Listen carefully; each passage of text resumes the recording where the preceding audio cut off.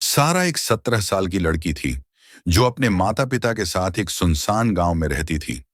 गांव के किनारे एक पुराना और घना जंगल था जहां जाने की किसी को इजाजत नहीं थी।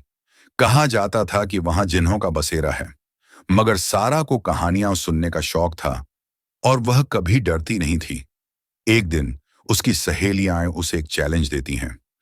अगर तुम वाकई बहादुर हो तो इस जंगल में जाकर दिखाओ। सारा हंसकर कहती है, यह तो बहुत आसान है। मगर उसे अंदाजा नहीं था कि वह एक ऐसी जगह जा रही है जहां से लोग कभी वापस नहीं आते। सारा जैसे ही जंगल में दाखिल होती है, आसपास की खामोशी कुछ अजीब लगने लगती है। पेड़ों के पत्ते हल्की हवा में सरसराते हैं, मगर वो आवाजें जैसे कुछ कह रही हों, वापस चली जाओ, तुम्हारे लिए यहां कोई जगह नहीं।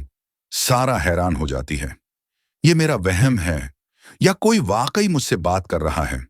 वह पलटने ही वाली थी कि अचानक एक साया पेड़ों के पीछे हरकत करता नजर आया।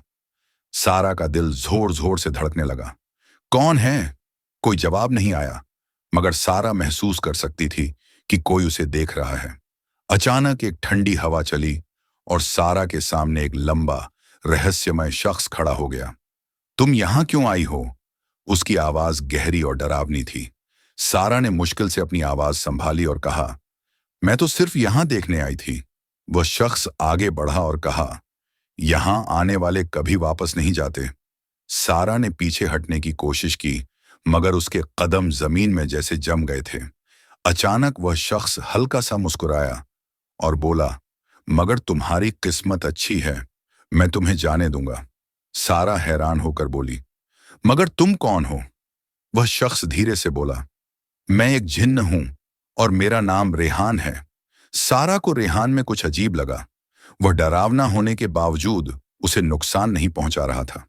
रेहान ने कहा, यहां बहुत खतरनाक मखलूक हैं। अगर तुम दोबारा आई तो मैं तुम्हारी हिफाजत करूंगा। सारा ने हैरानी से पूछा, तुम मुझे बचाओगे? मगर क्यों?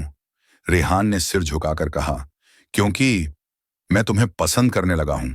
सारा घबरा गई, मगर उसे जिज्ञासा भी हुई, क्या वाकई एक जिन्न इंसान से दोस्ती कर सकता है? कई दिनों बाद सारा दोबारा जंगल में आई। रेहान वहां मौजूद था, मगर वह परेशान लग रहा था। सारा, तुम्हें अब यहां नहीं आना चाहिए। सारा हैरान हो गई, मगर तुमने ही तो कहा था कि तुम मेरी हिफाजत करोगे। रेहान की आंखों में डर झलक आया। मैं तुम्हें बचा सकता हूं, मगर खुद को नहीं। सारा ने चौंक कर पूछा, क्या मतलब? रेहान ने धीरे से कहा, यह जंगल मेरा कैद खाना है। मैं यहां से नहीं जा सकता, और अगर ज्यादा देर हुई तो मैं भी वैसा ही बन जाऊंगा जैसा वो दूसरे खतरनाक जिन्न। सारा का दिल कांप गया। क्या कोई रास्ता है कि मैं तुम्हें यहां से निकाल सकूं? रेहान ने कहा, हाँ, मगर इसके लिए तुम्हें एक बहुत बड़ा खतरा मोल लेना होगा। रेहान ने सारा को बताया कि अगर वह एक खास जादुई पेड़ के नीचे खड़ी होकर कुछ पुराने मंत्र पढ़ ले तो जंगल की शैतानी ताकत खत्म हो सकती है। मगर एक समस्या थी, अगर तुम्हें बीच में रोक दिया गया तो तुम भी हमेशा के लिए यहां कैद हो जाओगी। सारा ने गहरी सांस ली और कहा, मैं ये करूंगी। सारा जैसे ही पेड़ के नीचे पहुंची, जंगल में हवा तेज होने लगी। पत्तों की सरसराहट अब एक गरज में बदल गई। तुम ऐसा नहीं कर सकती। अचानक अंधेरे से एक और डरावना जिन्न प्रकट हुआ। उसकी आंखें खून की तरह लाल थीं और वह जमीन से ऊपर हवा में तैरता हुआ आगे बढ़ा। रेहान चिल्लाया, सारा, जल्दी करो। सारा ने हिम्मत जुटाई और वह जादुई मंत्र पढ़ने लगी। जैसे ही आखिरी शब्द कहे गए, पूरे जंगल में भूकंप सा आ गया। वह खौफनाक जिन्न चीखने लगा और अचानक काले धुएं में बदलकर गायब हो गया। रेहान जमीन पर गिर पड़ा, मगर अब वह आजाद था।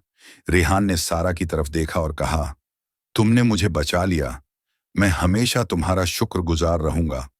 मगर अब एक नई समस्या थी, मैं अब तुम्हारी दुनिया में नहीं रह सकता और तुम मेरी दुनिया में नहीं आ सकती। सारा की आंखों में आंसू आ गए। तो फिर क्या हम कभी दोबारा नहीं मिलेंगे?